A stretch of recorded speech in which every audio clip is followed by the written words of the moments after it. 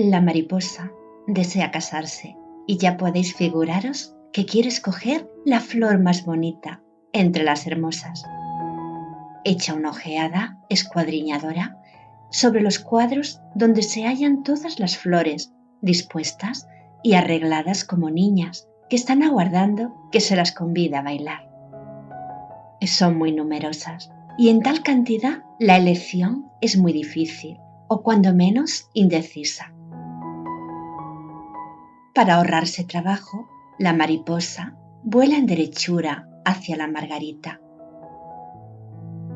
Linda florecita que muchos aseguran que tiene el don de profetizar cuando los enamorados le arrancan las hojas. Y al arrancarlas preguntan a cada una de ellas: ¿me quiere ella o él un poco, mucho, con pasión o no me quiere? La respuesta de la última hoja es la buena. La mariposa fue a preguntarla, no arrancándola las hojas, sino acariciándolas una después de otra, pues sabía que más se logra con la dulzura que con la violencia. Mi querida señora Margarita, dijo, vos sois la más discreta de todas las flores. Suplico que me digáis con cuál de ellas debo casarme. Iré volando a la que me designéis y pediré su mano. La Margarita no se dignó responderla, porque la mariposa la enojó llamándola señora en vez de señorita, lo cual no era lo mismo. Repitió 2 veces la misma pregunta y viendo que no obtenía contestación, se marchó a llevar a otra parte sus obsequios. Eran los primeros días de la primavera y el blanco espino y las campanillas florecían en los campos y jardines. Lindas florecillas, dijo la mariposa, pero tienen aún el aspecto tímido de colegiales. Y como todas las jovencitas, miraban con preferencia a las personas de más edad que ellas. Voló hacia las anémonas y las halló algo amargadas, para su gusto. Las violetas le parecieron muy sentimentales. La flor del tilo era muy pequeña y tenía además una numerosa parentela. La flor del manzano rivalizaba con la rosa, pero se abría hoy para morir mañana, cayendo al primer soplo de viento. Un casamiento con un ser tan delicado duraría muy poco tiempo. La flor del guisante de olor fue la que más le gustó, por ser blanca y roja, fresca, graciosa, elegante, hacendosa y buena ama de casa.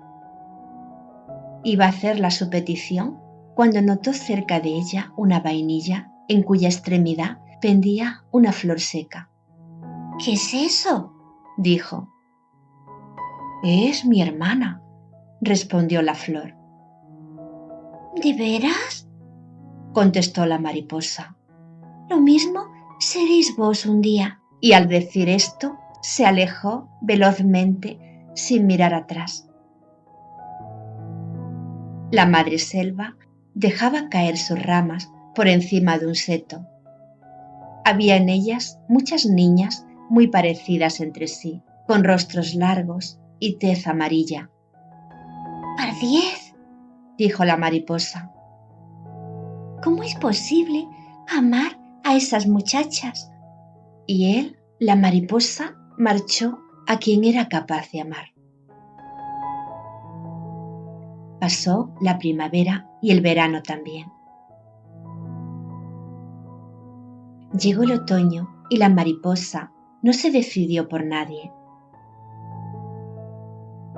Las flores ostentaban en esta estación sus colores más vistosos, pero en vano, porque no tenían ya el perfume de la juventud.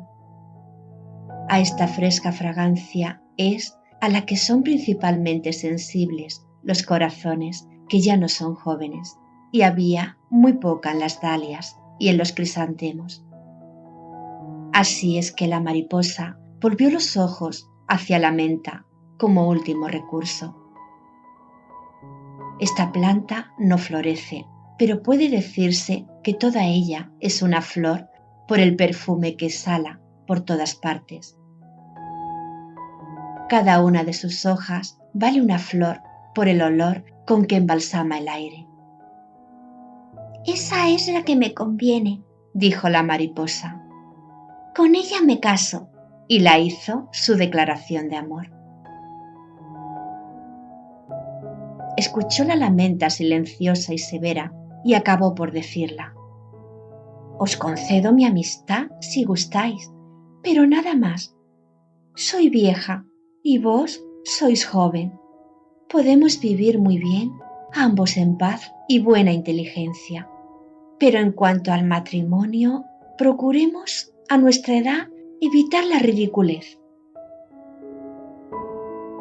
Así es que la mariposa no se casó con nadie por haber perdido su juventud en recorrer tras de una flor y otra flor.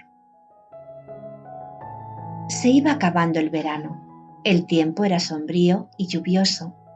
Soplaba un viento frío por entre los sauces, haciendo crujir sus ramas. No era posible vivir al aire libre en la estación de los fríos, y la mariposa buscó abrigo. Halló por fortuna un asilo en una habitación bien caliente, donde reinaba la temperatura del verano. Allí hubiera podido vivir con toda comodidad.